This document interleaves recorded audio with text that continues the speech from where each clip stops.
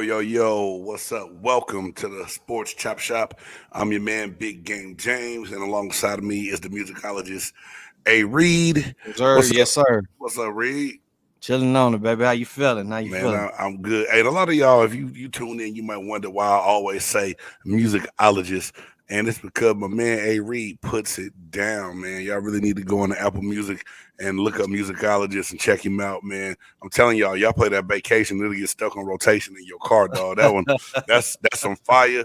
And he's also the man behind the Big Game Sports Buzz Yes, sir. intro song on that podcast on Thursday. So if you tune in and if you catch it live and you catch that, who's the man who got you behind the scenes like?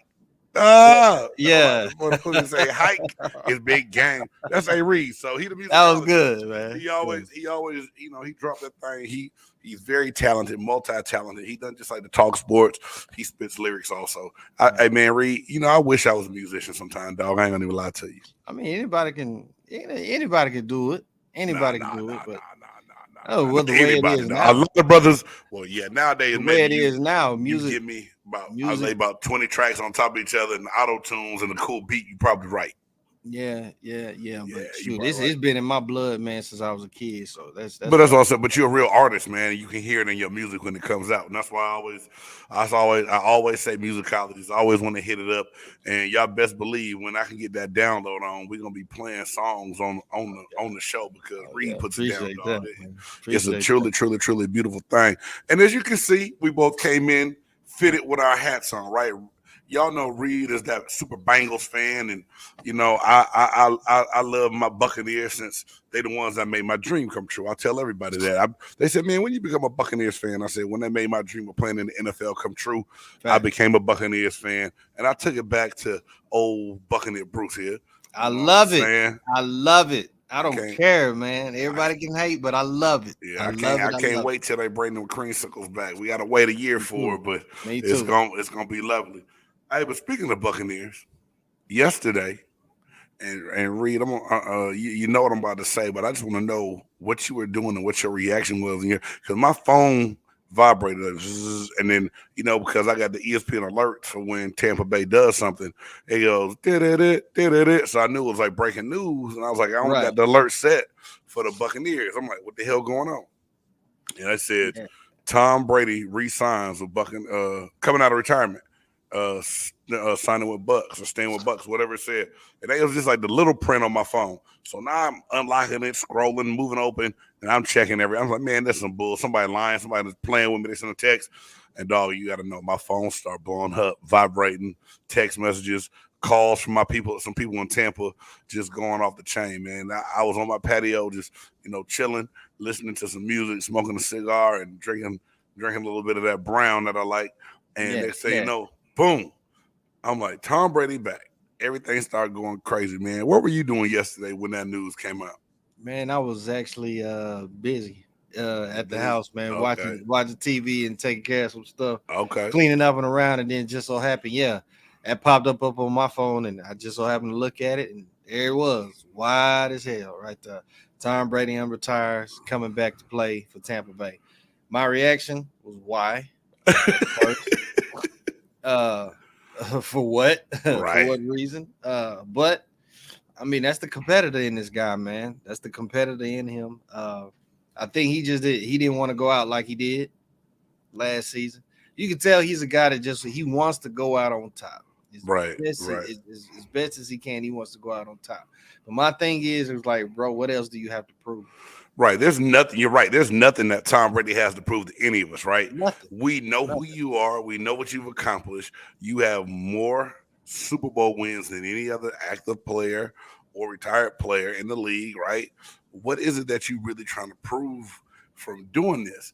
And at the same time, I understand, but at the same time, I'm like, is it selfish of him a little bit? Or am I reaching on that when I say that? I ask that question. I mean, it could be. It could be something. I mean, who's Tampa Bay's backup? Blaine Gabbert, and Kyle Trask. Okay. Because supposedly all the talk was, and this is so crazy how fast the internet changes things. The talk was we were going to try to get Russell Wilson or DeShaun Watson. And then Russell Wilson went to Seattle.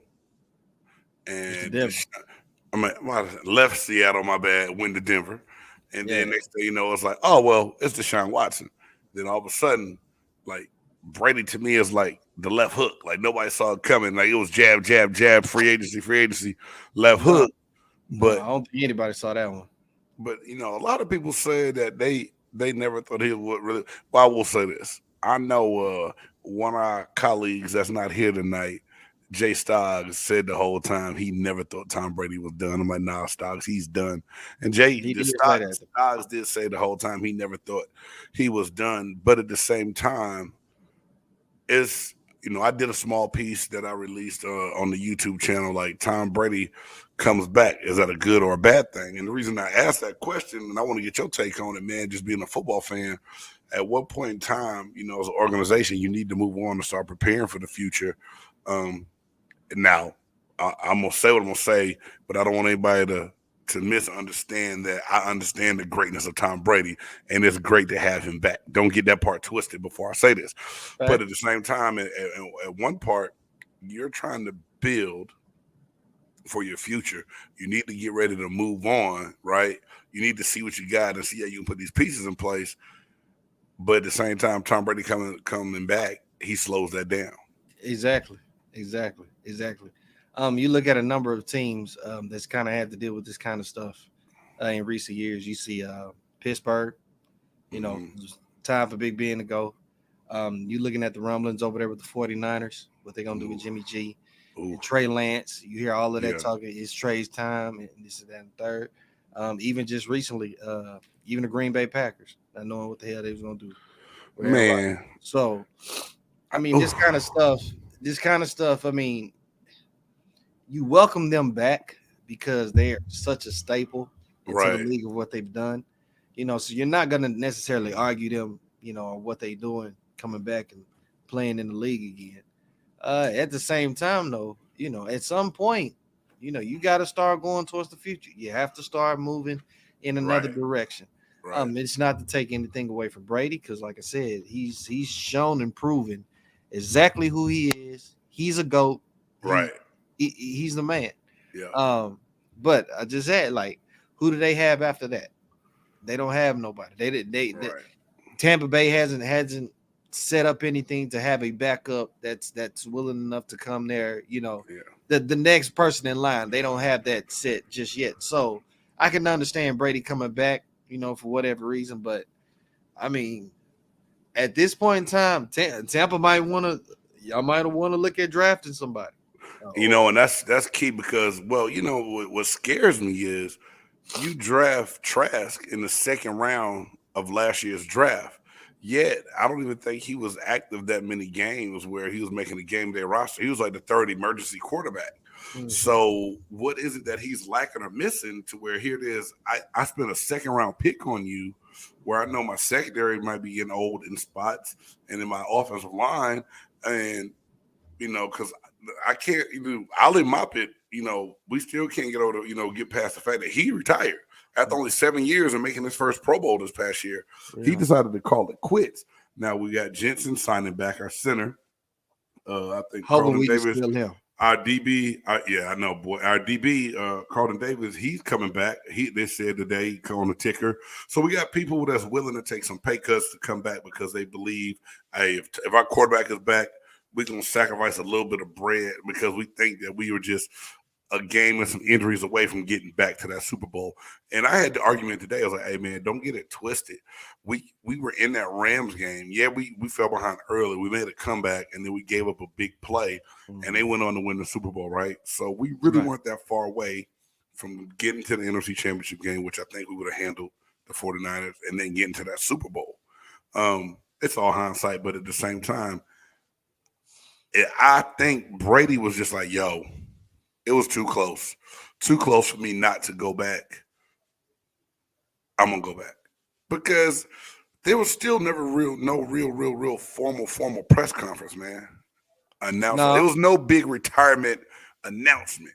And then when all the speculation started coming about him going to other teams, that's when I started scratching my head. Like, is this fool really gonna try to come back and play for somebody else? But no. That's it's vintage Tom Brady. You know, he has shown more interest in social media and stuff like that in recent years. With his memes and all that other stuff. So I mean, that's true. That's Tom Brady fashion. That's Tom Brady fashion going out like that. I give you that. Again, it's cool to see him. It's cool to see him back. But I mean, I was ready. I was ready for him to be gone. And I think part of me, Reed, being the fan, not the former player, but the fan, I was ready to try to like kind of lick my wounds, to heal them up, and just move on. And just, I'm gonna be honest with you, looking into this offseason, I was like, man, we got work to do. And I was like, it's gonna be rough. I was in my mind, I was like already preparing, like this is gonna be an ugly year, but because our division is down, we'll be okay. Right? That's kind of what I was thinking. Like, man, our division's down, we're gonna be all right. It'll be a rebuilding year. But now we getting some of these pieces back. Now that Brady decided that he's coming back, and now I'm not gonna lie, you know, I done perked up a little bit. Your boy done start smiling a little bit more. Like, I'm sure. You know, saying, you know, we started talking trash on the group text last night because you know it's exciting to see, but at the same time, I still feel like we're getting up, and then after the season, that down part, like it's inevitable. And somebody posted on my page like, yo, Big James, man, let's go ahead and enjoy this. Let's let him try to get us a third Super Bowl, which a lot of franchises don't have. Then he can leave us after that. And if we dirt for a couple of years, we dirt. But let's try to get one more with him. I'm happy he's staying. Yeah. And it's I'm not gonna lie, man. I'm gonna be real fishy of the NFL if Brady is almost damn near gifted this season. Why is that the word you use, Reed? You think that they're writing a story for you, boy? Come on, man. James, you played in the league, dog. Like, it's stories written in this stuff, man. There's stories written in this thing, man. I've seen some things that make me scratch my head. I'll say that, and I'm not gonna lie. I mean, I feel where you're coming from. I won't. And this is a fan standpoint. This is from I feel you sitting here watching the game, seeing how it progresses and everything like that. Like, still, like, again, I don't take away anything from LA Rams winning the Super Bowl. I don't. Right. You know what I'm saying? But I've made the statement. It's very funny that y'all let the Rams and the Bengals play all the way until 2 minutes of the game. And the Rams are down. I got you. You see what I'm saying? Mm-hmm. And all of a sudden, here comes all the penalty calls and stuff like that. But I'm not no conspiracy theorist with that. It is what it is, you know. Hey man, I feel you. Like I said, we've had a couple conversations off camera, and there's some more stories I can tell you off camera. I ain't gonna put nobody business out there. Yeah. But you know, some things have happened before to where I always go, And my mom, I swear, my mom is the funniest person in the world when it comes to sports. She swears up and down that all sports are fixed and every outcome is planned. And we used to get in arguments about this, Reed, because like, Ma, you don't understand. I work too hard to throw some shit. Like, you don't understand the work I put in. And she said, boy, this thing bigger than you. She said, you go ahead. She said, you can work your butt off and don't know what the people above you got planned. Facts, though. Is she lying? I was like, I mean, you got to think. No, she ain't lying. I was like, damn, she right. She got a point. You got to think about it, Big Game. I mean, your job, what your job was to go out there and be the best defensive lineman that you could be. Right. And go out there, okay? Right. But again, you played the defense. You didn't play the offense. Right. You know what I'm saying? And I didn't scheme it either. You didn't scheme it. You know what I'm saying? So you don't know necessarily what the coach was telling such and such, the quarterback. Right. Or, you know, or what they was playing. You don't know those conversations that they had in the back. That's what I'm saying, man. Right. So guys who been like, I respect y'all to the utmost for playing the sport and whatnot. But y'all just don't know, man. Right. Like case in point. When Cam Newton kind of eased back from that fumble.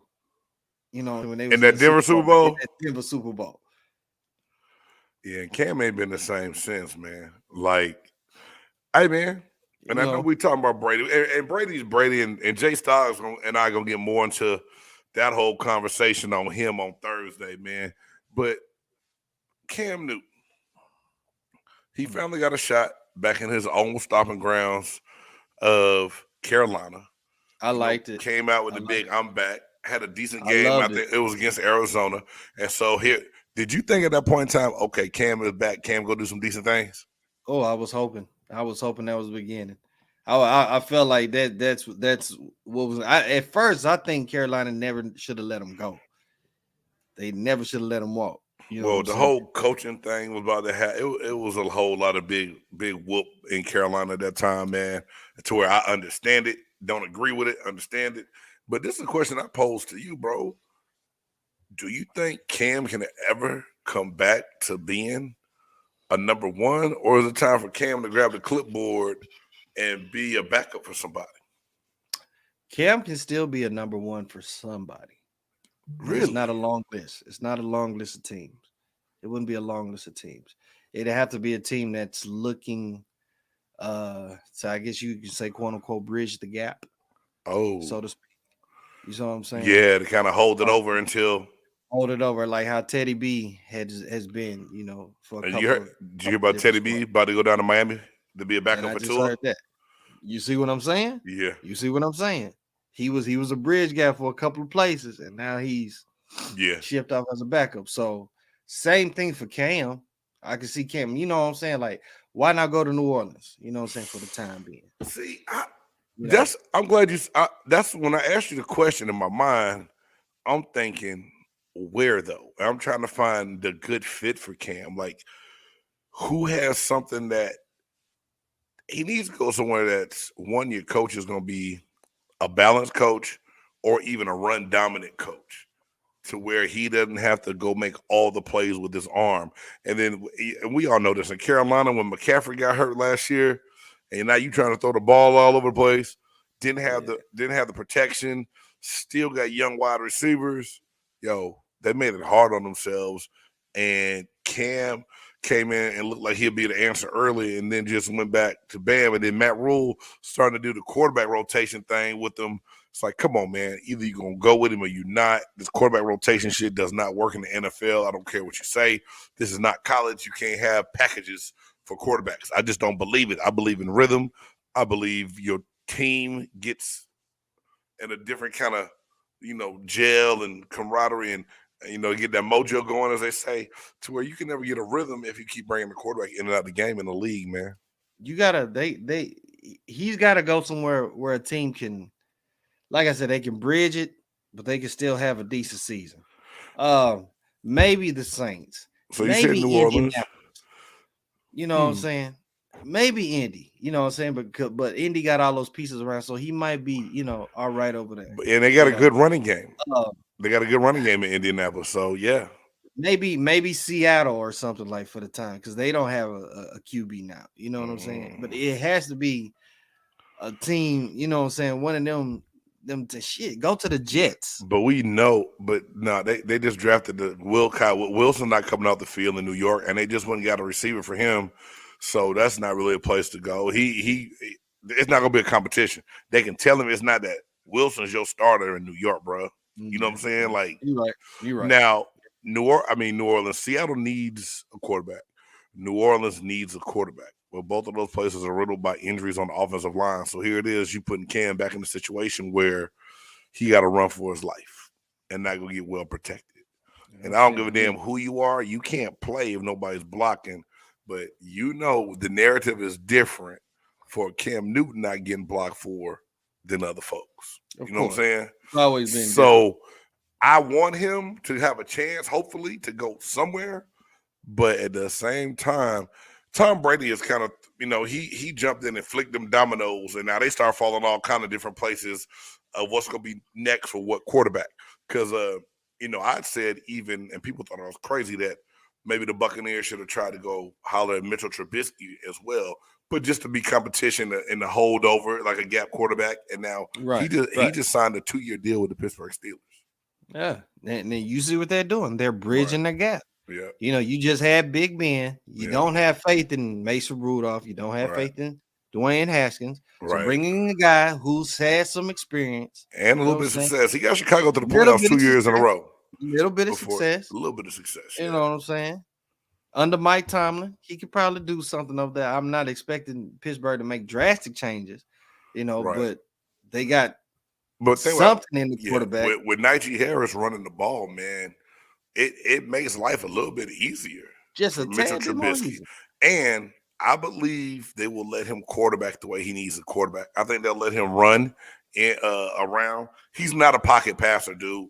Mitchell Trubisky is a running quarterback. A lot of people don't say that and admit to it because why is it that I'm not trying to be funny, y'all, but it is what it is. We in the shop. Y'all know how we do. Why is it that white quarterbacks don't get labeled runners, but black quarterbacks do? But Mitchell Trubisky is not your traditional pocket passer. He's better when he's moving and rolling out. Just kind of like Josh Allen also is kind of the same way. Yeah. Because hell, black folks can run. Black folks can run. I mean, you've been seeing it. Black folks can run. Cunningham used to run. Yeah. Warren Moon used to run a little bit. You know what I'm saying? Yeah. And then Vic came out, and Vic just ran up and down the field. Even chubby Donovan McNabb could move around the pocket a little bit if he had to. Dante Culpepper moved around. You know what I'm saying? Yeah, so, man. Fitz, come on. You know what I'm saying? Cam early on. Yeah, come man. On. So it's just one of them things. Like if you get your black quarterback, you expecting him to use them legs and catch up some yards. He's gonna be like your second quote unquote running back, pretty much. Yeah, because look at Lamar Jackson and what he's doing, but at the same time, man, that brother gonna quit taking hits, man. He's gonna have to stop. He's gonna slow himself down, or he's gonna get knocked out all the way out.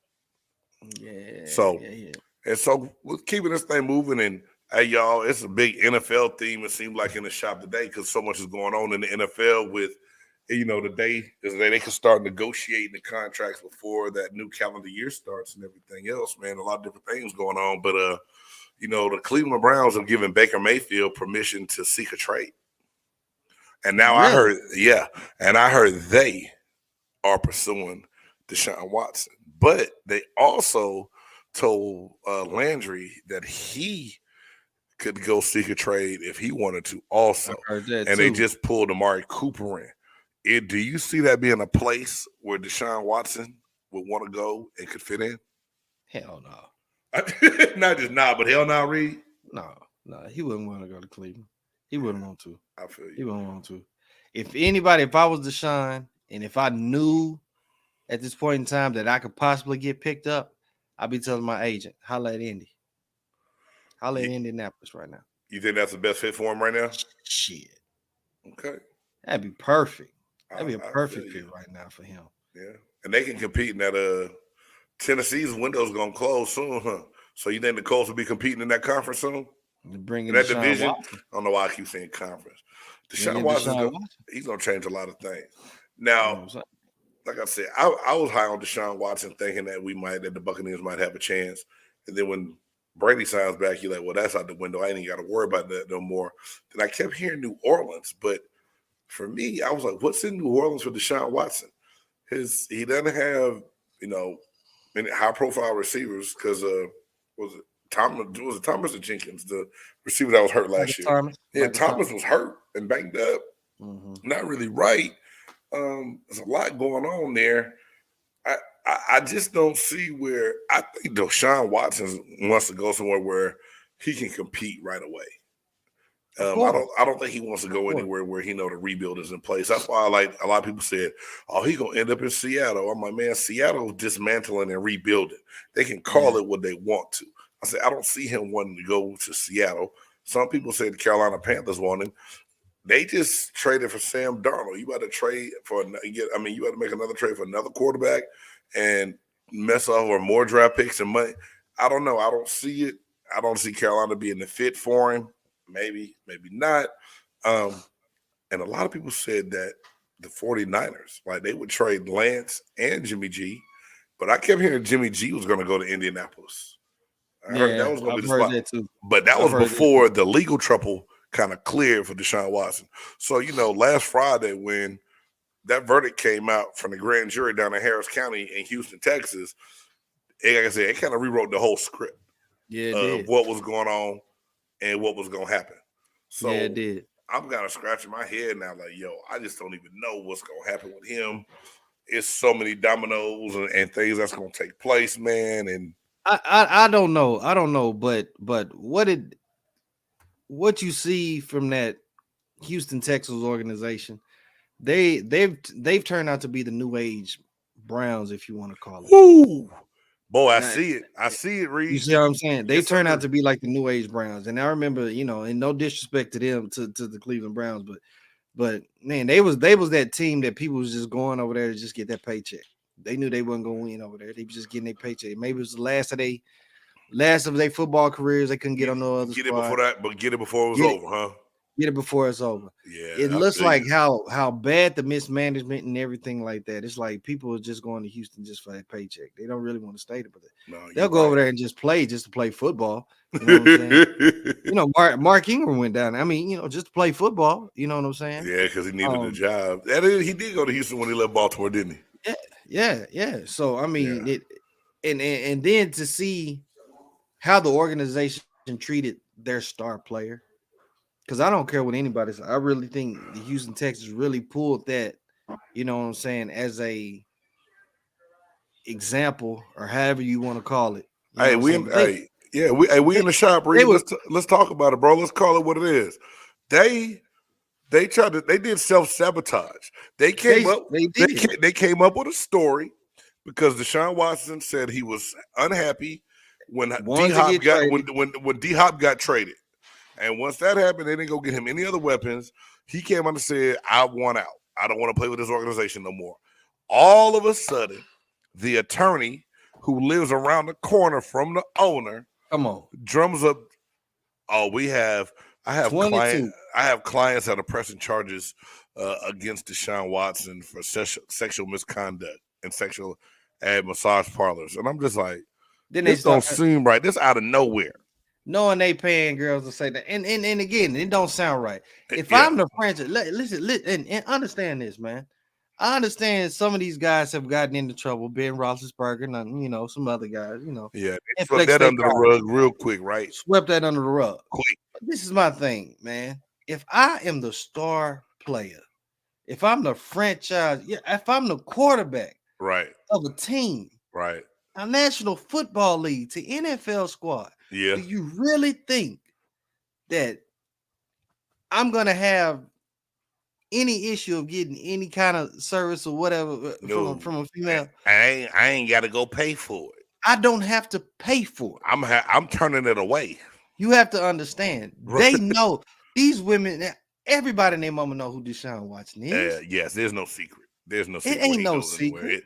The young brother, man. I always thought it was BS. I'm just gonna sit here and say it right off the rip. I said it was a witch hunt.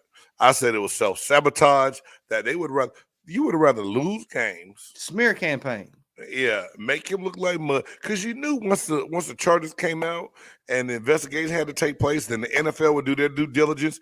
You knew no one was gonna want to touch him because I can't give up trade value and future draft capital for someone that's not coming to perform for my team. So now it's like I'm just giving you picks with nothing in return. So they knew no NFL team was going to touch him.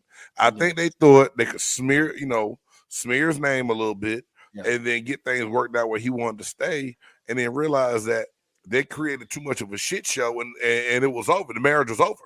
They had to get on with it. They made him the third string quarterback last year. Because most times your third string quarterback could be inactive, and then you knew you weren't going to play him, so they purposely did that, knowing that they had no intention on playing. They were talking about it was pending investigation of what was going on with the league. They knew he wanted out. They didn't want to get him hurt because they did want to trade him, but they was asking for too much. Other teams just like, man, we don't know if he's going to be able to play, and you asking for the farm, man, you got me messed up in life. Yeah. So it's dirt, man. It's dirty the way they can do young players, man, and treat people a certain way. And I missed it. And people were texting me like, yo, you need to check out the stuff that Brian is saying on Twitter about the league and their treatment of young black players compared to everybody else. Man, and I have not had a chance to really dig into it and check it out yet. So I'm going to get into that. So by next time we come into the shop, man, we can really talk about it. Sure. But I've seen things done crazy both ways, and I think a lot of people overlook it because 80% of your league is African American. So when you start seeing majority of the league, you just looking at punishment as punishment sometimes. But you still got to think all the stuff Richie Incognito did to come back and have all the chances he had, and wanted to sweep that racist hazing up under the rug. You don't not really talk about it, right? So it makes you open your eyes to think like, yo, man, why is there a double standard in the punishment and treatment of what goes on between these players? And it is what it is, man.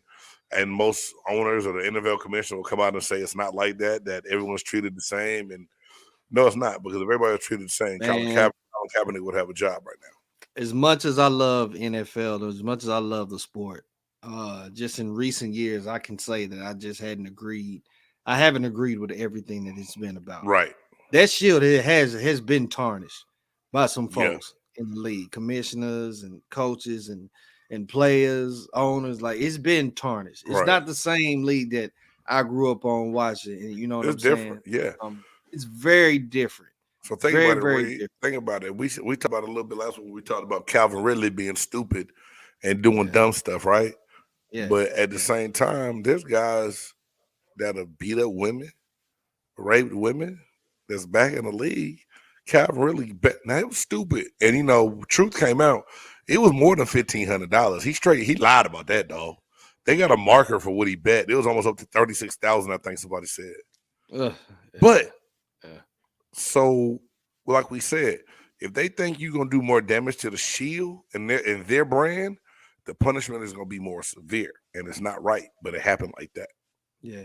It happened like that. Because you can't sit up and tell me that everything that's going on right now, even Tyreek Hill a couple years ago, when they got voice recordings of him threatening his baby mama and they get into a fight and stuff. And I think nothing really happened to him. Maybe a suspension, 1 game back. She dropped it. But still, the police were called over to the house for domestic disturbance or domestic abuse. And Calvin really used his phone to play some bets online, and he gone a whole year. Now the rule is a rule now, and dog, let me tell you, Reed, when I played, we all knew the betting rule. You all knew the betting rule, like to where I took it to the extent where I wasn't betting on. I ain't betting on no. I'm not a big gambler anyway, but I was like, I wouldn't take no side bet in the parking lot on no other football game, let alone put some money on my team. You know what I'm saying? Like, dude, you know you can't do that. Yeah, you got a parlay card, but why the hell you got one? And most of these times you could pick the parlay. Some of them got you can create your own parlays, or you go find another one that the Falcons not on, but you betting on a parlay card that got the Falcons on it. Now I'm not saying Ridley wasn't stupid and dumb. He did something stupid, but does it really warrant a 1-year suspension?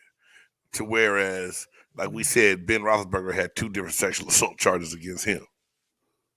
And still gonna go in the Hall of Fame and consider he's going into the Hall, dog. I mean, for real. He cleaned his whole. That's why he went and got married and everything else so quick after it all happened, because he tried to clean his image up. And man, so we gonna sweep it under the rug of what you did. I'm not here to pass judgment on nobody, because everybody gotta face the music one day. But you damn on it, because the league really got to look into how they doing things. And like I said, I brought the Dez Bryant thing up because I didn't know if you had seen it, because I know you active on Twitter too. But dog, it was an excerpt. I might try to while we talking on other stuff, see if if I really could have found it, I would have pulled it up and put it on the screen so we really could have seen it and dove into it. But it was it was real quick. But like I said, my phone was ringing so hard yesterday because of Tom Brady, I couldn't even find it. I mean, I couldn't even dig into it. I was on my Brady talk yesterday, but man, it's tough. And I'm on his Twitter right now. I'm trying to see what he's saying. I can't. And I'm pretty sure it's Twitter that I saw that on. He's talking about NFTs and stuff. I haven't seen anything as far as. Yeah, nothing as far as the NFL just yet, but I'm gonna keep looking though. Like I said, I'll get back into it, and I need to see if it was an article or I said I just saw it though. It was yesterday that I saw it. And yeah, he got all NFT stuff on here. Somebody pushing that for him. Or he getting paid, I know, for this advertisement here. Yeah. But anyway, it was a good read. Like I said, I know it was Dez Bryant. And I was like, dang, Dez, you got something that I hadn't even thought about.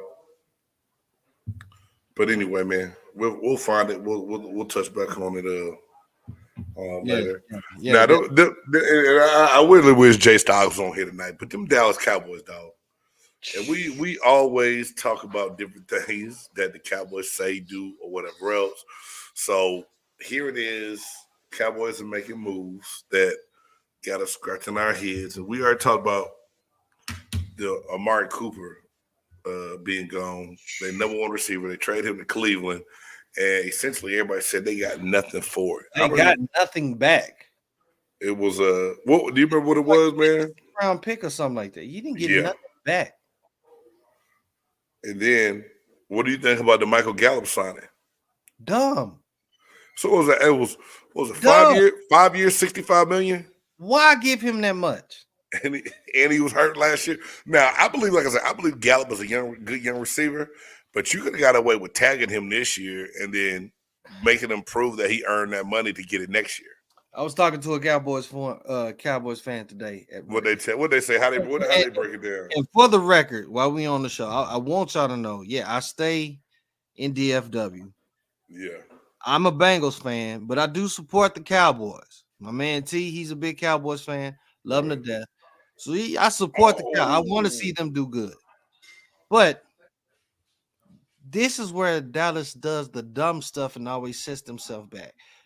You've already been going years and years of building up your O-line, building up your squad, building up your defense, getting pieces together and things like that. And then it's like you just throw money away for no reason. Get rid of pieces for no reason. I told the guy today, I said, man, I can manage the Cowboys better on Madden than what they do. You going back to GM mode on Madden? Really? I'm not saying Gallup ain't no good receiver, but is he better than Amari Cooper? No, I don't think so. I think he does have the potential to be that guy. He could be, but he's not worth that bag of money, bro. And then he's not worth that bag of money. And talking about Amari Cooper going to Cleveland, Jarvis Landry could not seek a trade partner, so the Cleveland Browns released him.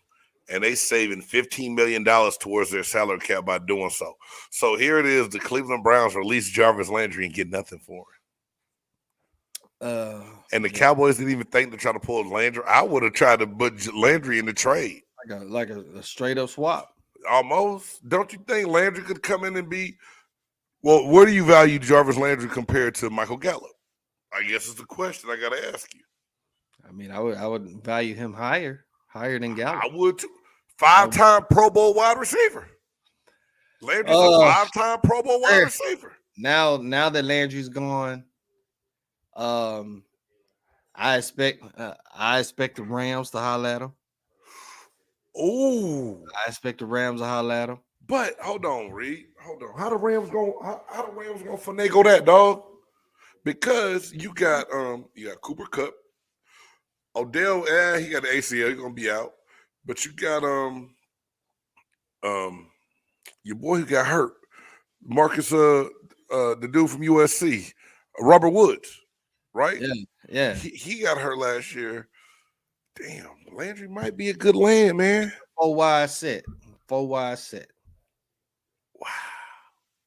Okay. I'm gonna say, man, you gonna make me bookmark this. And so at 39 minutes and 20 seconds, A. Reed, the musicologist, mentions Jarvis Landry to the Los Angeles Rams. I would hate to see it. But in my mind, I'm thinking, oh no, they got pieces because Jefferson played good. He just played with Odell. He just played with Odell over there in Cleveland, and saw Odell go over there to LA. Well, and Landry's not the problem. Not saying Odell was, but Landry never really had no problem come back and play. All he said was early on, I need help. I need a number 2 to help alleviate some of this. So they went and got Odell. I like Landry. I like how he plays. I know he was hurt a little bit last, but dude, Cleveland. So now you let him go. You get Amari Cooper, but now you don't even know who your quarterback is going to be to throw it to him if you gave Baker Mayfield permission to seek a trade. What the hell is going on? And we ain't even got. They going back to the old Browns. Now, talk about the Cowboys, Reed. Did you know? So we talk about the Gallup deal. 5-year deal worth $62.5 million. Wow. Now, do you know they just gave DeMarcus Lawrence a 3-year extension and $30 million of that 3 years? I forget, like 3 years, 30 or 40 something million with almost 30 million guaranteed or 27 guaranteed. Where because he said he wasn't taking a pay cut, so you extended him, which I'm not mad at Lawrence. If Lawrence doesn't get hurt last year, I think he's one of the best defensive ends in the game. He plays well. He's in a good Quinn's system. It's good for him. You know what I'm saying? Like, he didn't flourish when they were the year before Quinn came to the Cowboys, but under that new system, he was going to be a monster if he didn't have the shoulder injury, whatever it was. So I'm not mad at that deal, but they got him. I still don't understand why they franchise tagged the tight end. I don't know. But look, if you don't have a definitive backup plan of what you're going to do, you know what I'm saying? You figure out how to keep your pieces. You know what I'm saying? If you don't have an honest, definitive plan of how you going to do this, because it's all about saving money and getting the best. Getting the best player for whatever, you know what I'm saying? Getting the best player for the cheapest amount of money that you can do. Right. That's what it's all about. But at the same time, like, I don't know, man. Cowboys, they regressing. I had a conversation with somebody the other day, and me and I don't know if you had a chance to check out the Big Game Sports Buzz with Adrian Ross on there, former Cincinnati Bengals linebacker. And Ross said that he thought Dak Prescott could be a top 5 quarterback. And I said I seen about like at a number 10 or 12 the way he played last year. He didn't manage situations very well to me. I think the year Dak got injured, he was playing more like a top 5 quarterback year. And he just still didn't have everything back. I said I need to see this year come around before I grade Dak too harshly. Where do you see Dak Prescott? I mean, and we in the area, and everybody like, man, Big Game, you a Buccaneers fan, but you talk Cowboys a lot. I said, yo, I see him 24/7. I live in the DFW Metroplex. They own everything. I go somewhere to get something to eat. They in the restaurant. I bump into them. I see Cowboys, so I talk them. No disrespect to my Buccaneers. I spend time talking about y'all. Y'all want to catch me and Mr. Ray Kennedy on Bucks Report on Friday nights and on Sundays sometimes. That's when I talk Buccaneer football. And that's straight all Buccaneer with a little bit of NFL. Chop shop, we talk about everything that's going on. And you're gonna get a dose of Dallas because we live here. And you know, some of our peoples is Cowboys fans, so they in conversation a lot with us. So but where you see Dak Prescott, dog? Like, if you just sit back really evaluating this year, how the Cowboys played, what they did, where do you rank him among NFL quarterbacks right now, man? He's a top 10. He's a top 10. I think that's fair. I'm not going to put him in no top 5 though. He's not upper echelon just yet. No, I feel you. I think he's not upper echelon just yet. I think he'll get there. 10. He can get there, but you have to understand the magnitude of how the Cowboys do it, how that organization does it, how the fans' expectations and stuff. I don't care. Being the quarterback for the Dallas Cowboys puts immense amount of pressure on anybody. Whoever holds that position, you have some of the most immense amount of pressure in the whole NFL. Man, you're right. You're totally right. More than probably any other squad out there. Like, all eyes is on you. Now, Reed, I'm not trying to be funny. Don't you think that pressure, though, for Dallas is self-inflicted because they want to sell themselves as America's team and the team everyone loves, to where they're putting extra pressure on themselves? Because this is my whole thing. I never think the Dallas Cowboys are realistic about anything that's going on, bro. But who's that a fault of? It's not a fault of the players. I don't think that's a fault of the players. Well, I ain't gonna argue with you on that one, to where at this point in time, I will say this, bro. And Stoggs and I talked about it. A lot of it, to me, last 2 years is scheme and who they had calling plays and what they were doing. So yeah, players execute, but the playoff game, Dak didn't play well. and some of the interceptions and the throws. The Denver game and the games they lost to the AFC West opponents, right? Some of it's play. A lot of it is scheme, and this is my whole thing. And Jerry and Will McClay and everyone else, and I'm not going. Well, I won't blame Will. Will's more personnel person, but Jerry's got to quit putting guys in place that are more appeased to want to answer to please him than actually handle business. Because like, for everybody to start saying Kellen Moore was a hot name and a hot new young coach, he hadn't showed me enough in calling plays and managing games with his offense that I would take a chance on him. There's no way in hell I want to put him as my head coach and as a signal caller. You think all that you need to do is go throw the hell out the ball when you got Ezekiel Elliott and Pollard in your backfield. You got a 1-2 punch that can run the ball. Pollard can catch it out the backfield, and you trying to put everything downfield, home run kind of ball. And then the trick plays that they had to execute to even have success. I don't get it, and I don't know what the hype is all about, bro. I really don't understand it at all. Predictable ass offense. You would look at that. You would look at them and be like, on paper, damn, they got a squad, right? And then when they get that on the field, you just start laughing. Right. You know what I'm saying? You just start laughing, like almost like how people laugh at the Lakers and stuff like you look at it, you like we managed to get the Lakers in the conversation again. It never fails. Did you see the I'm just gonna say it. Did you see the ass whipping they took last night by the Phoenix Suns, dog?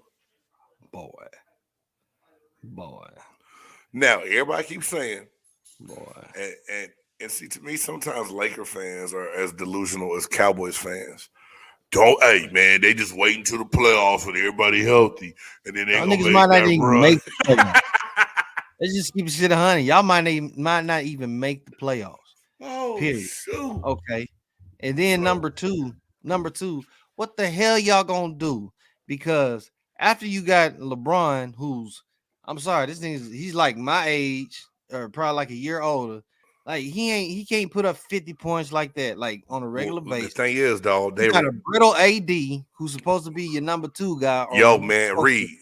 Why that man nickname right now is Street Clothes Davis? Shoot, I don't blame that. Shout out to Charles Barkley. Street Clothes Davis, bro.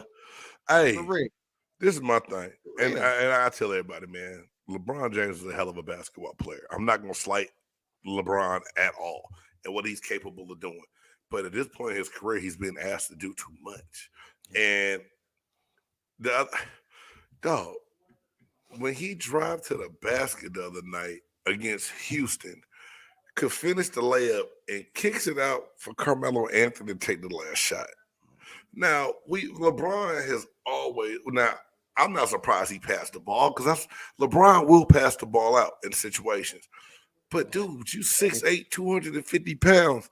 Finish at the basket. Why you kicking the old Melo? We've been saying this for I don't know how many years. And I think they try to make Russell the fall guy. I don't even think it's Russell Westbrook's fault. He got brought into a situation that he just he's getting all this blame, and all Russell is just trying to do is he's trying to concentrate his own. It seems like he's thinking too hard now. Yeah, because he wanted to try to figure out how to fit in and what to do. Yeah, he's thinking too hard now. Overthinking it, man, and it's completely gotten him out of his game. And everybody keeps on ragging on him. And look, that whole team is just as dysfunctional as hell, bro. It's just, man, it's not going to come together. It's not good at all, bro. It's not good over there in LA. So I don't know. LeBron is on the decline. He won't be able to do the same things that he's doing. Not too much longer. He doesn't have no help. Nobody else coming out there to help him. Like I said, AD is just brittle. Is it like that's gotta suck because AD was supposed to be like the guy to come in to take the reins away from LeBron. But you can't even got that no more. You don't even have that. Like you can't keep him. You can't keep him on the court for LeBron to even be the number 2. You can't. The thing is, he's been hurt so much, you can't even experiment with it to see if it will work. Yeah. Right? Yeah. To see if LeBron would even be cool. I mean, and that's the thing. if AD could play and dominate the way he's capable of doing, then LeBron could facilitate a little bit more and take some of the beating off of himself. He could. He's not a spring chicken no more. We all know that. He could. But don't tell me that when AD gets in the game, you sit there and watch it, you just like it's just a matter of time.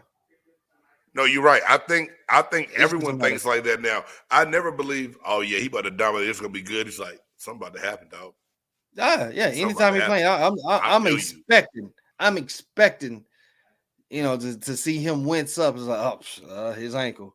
Right. Oh, he done came down. Oh, he done rolled it. Oh, he didn't hit a knee. He done did this. Oh, his foot hurt. Oh, his ankle broke. All that. Yeah, man. I agree with you. Yeah. Totally agree with you, dog. It is not, man.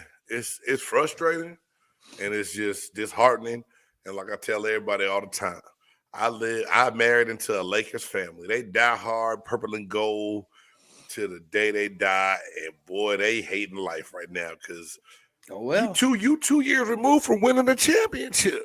Oh well. To this. Oh well. And an iffy championship at that. You put a question mark by it, dog? The bubble? You put a question mark by the bubble? I'm not putting a question mark on there, but there's a lot of people that's gonna put a question mark on there. Okay.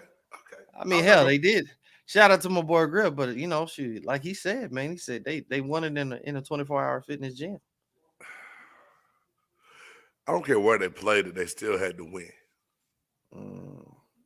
So, do you think, talking about conspiracy theory, do you think the NBA wanted the Lakers to win that bubble championship?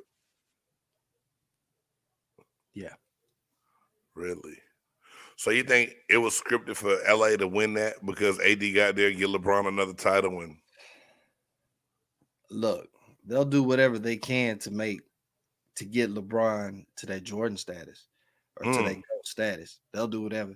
And now you look at it. LeBron has won in Miami. He won in Cleveland.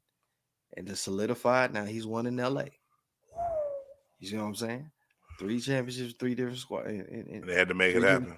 I couldn't even argue that. I wouldn't even argue that, Reed. I mean, I said asterisk a while back in a conversation. Somebody said, "No, dog, you can't say asterisk." I said, "All right, I won't say asterisk.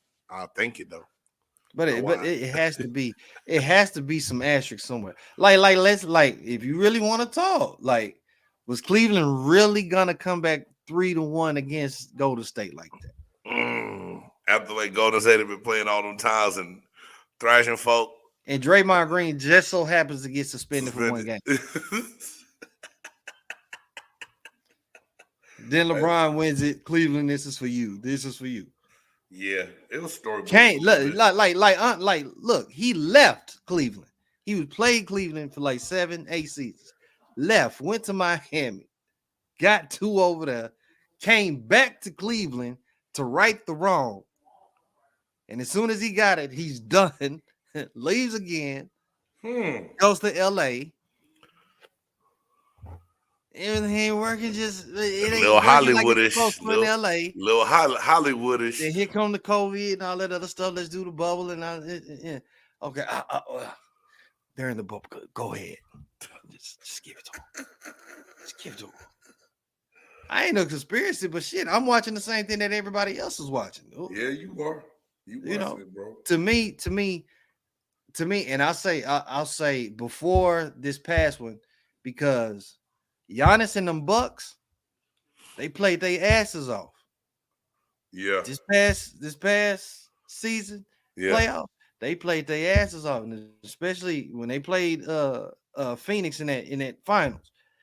That was a toss-up. I don't care what anybody say. That was a toss-up series. That was a toss-up series. Whoever could have won that could have won that. I was kind of leaning a little bit for CP3. Me too. I wanted CP3 to get it one. As well. So that was a toss-up. Whoever wanted it more, they got it. But before that, to me, shit, the best title run was Mavericks 2011. And I ain't saying that being a homer, but shit, look what the Mavericks had to go through. Hey man, this when they beat the Lakers, I was like, whoa, hold on, man. Dallas and upset the Lakers, and then I was like, they beat the Lakers, they can win it all. And sure enough, they went ahead and won it all, dog. Bro, we beat Portland that had Brandon Roy. Yeah. All them boys back then. Yeah. Then we go to the Lakers and sweep the Lakers. Then we got to play a OKC that still had the big three then. Yeah. KD, Westbrook, and Hart. Yeah. And still looking at us on paper like we shouldn't even. Then we got to go play Miami that has LeBron, that has D Wade, right? Chris Bosh. You know what I'm saying? I give it to. Just had an unstoppable dirt. See, to me, if you're a true basketball fan, you can really appreciate that Mavericks championship. Not it being your team or they got lucky. They put together chemistry and made that shit happen. They did. Good. They won the thing. They did their thing. And I'm not mad at the Mavericks. I don't hate the Mavericks. You know what I'm saying? Like we said before, I still scratch my head to why Dallas can't get more star power on the NBA side to come here and play. Like we said, there's no state taxes in Texas. That was Carlisle. That was Carlisle. That was Carlisle after all those years. Yeah. Players talk. Players talk in the league. Now they like Cuban. They love Cuban. Cuban is known to take care of the players. They wouldn't mess with Carlisle, huh? Players don't want to play with Carlisle. You notice. Look at Indiana now. Look how sorry they is. Look how sorry Indiana is. Look how happy them dudes was to leave. They in Sacramento. They went to Sacramento and they happy. Damn, what? Carlisle went back to Indiana? Yes. Damn, that's right. Yeah. Yes. Yeah. You're right, man. You're right. Hey, man, speaking of basketball, did you see the Beard and Joel Embiid versus KD and Kyrie last week? Watched it. Watched every minute of that game. Wonderful game. I'm glad Brooklyn came in there and did what they supposed to do and shut up that whole damn crowd. Something about Philly, man. Like I respect Philly. That's some of the hardest motherfuckers out there, man. Right. Man, I mean, Jesus. I mean, they hold on to grudges like it ain't it. Yeah. Seriously. You know, they had the fuck Ben Simmons chance. They was calling him a turkey before the game. Like all sorts of stuff, man. It was kind of nasty. You're right. Philly fans is ruthless, man. They crazy. Ruthless, man. They crazy, bro. And that game surprised me. I'm not gonna lie to you because I thought that Philly finally got to a place where Harden looked like he was happy to be there, happy to be playing, and looked a little bit more rejuvenated, so to speak, right? Yeah. And they got took to the woodshed, man. And neither one of these teams are really like in the top four. Like Brooklyn and Philly are kind of both like, Yeah. But everybody keeps putting the emphasis on them be able to make that run come playoff time to be the team to be in the East. And I'm like, y'all just kind of disrespecting, the Bucks. Yeah, they are. I would like to see that series, though. I would like to see them two teams playing the series in the playoffs. I think that'd be a good series. That'd be a good series. Especially you got a healthy KD the whole time. Did you hear? Did you hear the well? I don't know if you heard, but the little rumblings of why, Kyrie and Harden. Well, why Harden got that trade? Now, what I heard before, what I told Jay Stuggs is, I heard that Kyrie Irving was locking him down and on defense in practice and talking trash to him, and he just couldn't get out his ego and couldn't take it. He wanted out. He caught him washed up. Yep, that's what I heard. Kyrie caught him washed up, and Harden couldn't get out of his feeling. Yeah, Harden couldn't get out of his feeling. So Reed, man, we talked about it last week. In the East right now, you got the Miami Heat is number 1, the Sixers number 2, Bucks 3, and the Bucks and the Sixers just changed spots. And the Bulls dropped. Bulls are 4, Celtics 5, Cavaliers are 6, Raptors are 7, and the Nets are 8. Okay. That Miami Heat team is legit. Yeah. The Miami Heat team is legit. So they are. Shit, but it's still a toss-up for me. In the East. It's pretty. I mean, looking at the standings, 1 through 5 is. They all close. I mean, it's tight like that booty. It's close in the East, bro. I'm standings myself. Okay. It's close in the East. Because see, I wouldn't want to put a past because damn Celtics just won 5 in a row. Yeah, I mean, you talk about a hell of a game. That step back Luka hit was nice yesterday, dog. Like I said, I told somebody today, and one of my boys at work, I said, man, I ain't sat down and watched a whole NBA game in a long time. I said once Luka was twinging and he grabbing that hamstring, it made me when he stayed in, I said, I'm about to see what he really gonna do. Boy, that game was like a heavyweight fight, man. Back and forth. Yeah, and everybody was there for KG getting the number and everything retired. So it was nice. The whole atmosphere, everything going on, man, was cool as hell, dog. That's good for KG. That's good for KG, man. Yeah, for one thing on that game, it shows that Dallas has really improved on their defense. So shout out to Jason Kidd for that. It shows that trade that was made. Boy, Dinwiddie, I never would have thought. Hey, that trade was perfect. When they made that trade, I ain't gonna lie to you, I was like, no, they ain't getting nothing. I said, Dinwiddie is all right. Dude, he bring a whole different energy to that. Porzingis never would have brought that same and put the defensive side of the court too. And he put up 20 points. Oh, do you know the story on that though? With Kristoff? Story on that. Let me school me, brother. I want to know. I want to know. Story on that is he was faking a lot of those injuries, man. He really didn't want to play. What? He was faking a lot of those injuries. I did not know that, bro. I never, ever would have get. Yeah. He would be at practice. He would be at practice just shooting threes and stuff like that, like look perfectly fine. But all of a sudden, come game time, I got knee soreness or something. My back is tight or something like that. Yeah, so he wasn't really wanting to play. And so it was. Do you think that's just a reflection of him not getting along with the organization or not being able to be the star because of Luka? Well, that was part of the reason because he thought he wanted to be a star. He wanted to be the number one guy. And he was gonna be the number 2 star. Luka's that guy. I don't know why you think you're gonna take Luka's spot. I don't know why. Luka's that guy. And even though I tease him, and I tell Jay Stoggs, I call him Fat Luka all the time now because he looked like he had some COVID, some quarantine weight on.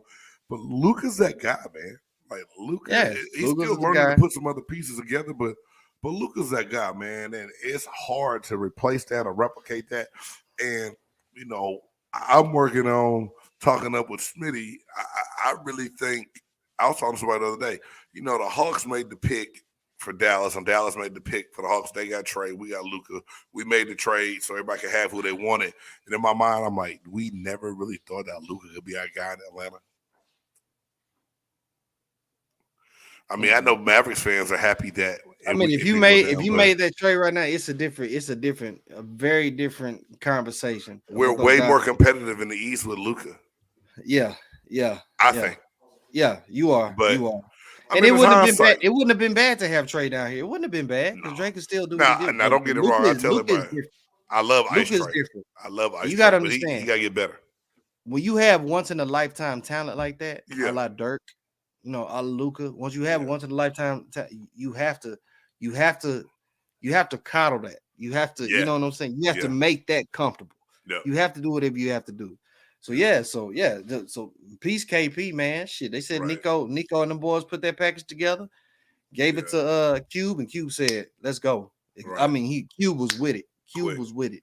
That was smart. That was a great pick, man. That was a great pick. No.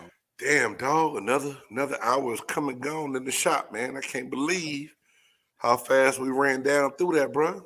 It don't make sense how quick this show goes, bro. It goes really quick, but it's like we talk for 10 minutes and it's an hour already. Yeah, for real. And we, like I said, we just was cracking in the basketball because we stayed on quarterbacks for a little bit of time there. But it's all to the good, man. All to the good, man. So, hey, this is Big Game James. This is A. Reed. We want to thank everybody for tuning into the Sports Chop Shop, where we bring in the fans, the pros, and chop up everything sports and a little bit of life. Hey, y'all, tonight the Chop Shop was brought to you by Totally Fresh. Totally Fresh, the 100% natural, organic, male hygiene products. You know, they got stuff for women.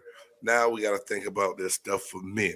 It is 100% organic. It lasts 24 hours, rejuvenating and keeping your boys fresh all day long. Yes, I said your boys. It helps fellas, y'all know what that is. Yeah, it helps you hit those glands and those hot spots to keep them things fresh, so you're not coming out tart. So, hey, you need to go check out Totally Fresh, www.totally-fresh.com. Check them out. Give them a try. Tell them Big Game sent you, and you will not be disappointed. Again, for my man, fresh. Keep your boys fresh. For your man, A. Reed, I'm Big Game James. Don't forget to catch Big Game James, that's me, and my boy Jay Stoggs this Thursday on the Sports Chop Shop. I'm lying. That's what we on tonight. You gonna catch me and Jay Stoggs on Big Game Sports Buzz. Yes, sir. Hey, man, I have so much fun talking and doing it all the time. I just feel like every show is every show. But yeah, we got a whole lot more to talk about with the DeShaun Watson, Tom Brady deal. And this week, Reed, top 5, dog. Top 5 NBA duos of all time. Your best 1-2 punch. That's the top 5 this week on Big Game Sports Buzz. So it's not gonna disappoint, dog. It's one. Got to be Jordan Pippen. Number 2, Kobe Shaq. And then we'll go after that. And then we're going to keep the rest going after that. So, and see who make y'all list. If y'all want to see who make ours, tune in to Big Game Sports Buzz Thursday, 6 p.m. Central Time. Again, it's your man, Big Game James, the musicologist, A. Reed, and you've been watching The Chop Shop.